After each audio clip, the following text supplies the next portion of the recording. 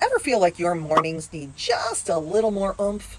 Well, I've got a one-size-fits-all solution in today's Gratitude Challenge. Say hello to the daily high five. It's like an espresso shot of team morale, no caffeine required. Here's how it works. Start each day with a team high five.